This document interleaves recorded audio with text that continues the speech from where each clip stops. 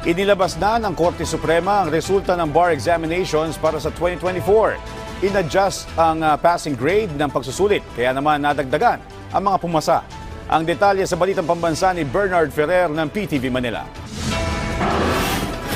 Madamdamin at mahigpit na yakap ang tinanggap ni Angelica mula sa kanyang ina. Isa kasi siya sa mapapalad na nakapasa sa 2024 bar examinations. Maliban sa bar exam, pumasa rin si Angelica sa Certified Public Accountant o CPA Licensure Examination.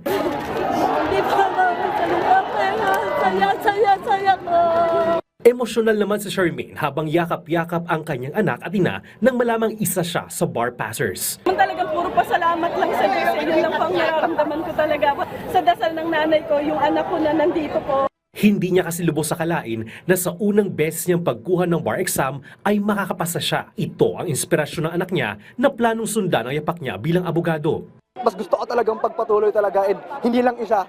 Hindi parang gusto ko rin talaga na parang maging dalawa yung maging abogado po sa pamilya po namin po.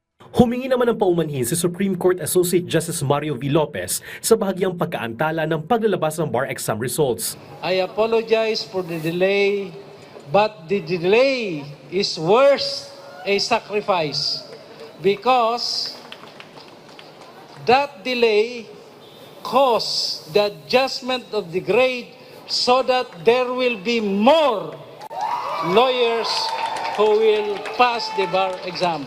Mula 75%, ginawang 74% ang passing rate. Dahil dito, umabot sa 37.84% ang bar passers o katumbas ng 3,962 na mga bagong abogado. Nanguna sa 2024 bar examination si Kyle Christian Tutor mula sa University of the Philippines. Top 2 si Maria Cristina Aniceto mula sa Ateneo de Manila University. Top 3 si Gerald Rojas mula sa Angeles University Foundation. Top 4 si John Philip Chua mula sa University of the Philippines. Top 5 si Jet Ryan Nicolas mula sa University of the Philippines. Nagmula rin sa UP ang top 6, Ateneo de Manila University sa top 7, University of Mindanao sa top 8, Western Mindanao State University sa top 9, at San Beda University sa top 10. Samantala, isasagawang oath-taking ceremony at pagpirma sa Roll of Attorneys sa January 24, 2025 sa SMX Convention Center sa Pasay City.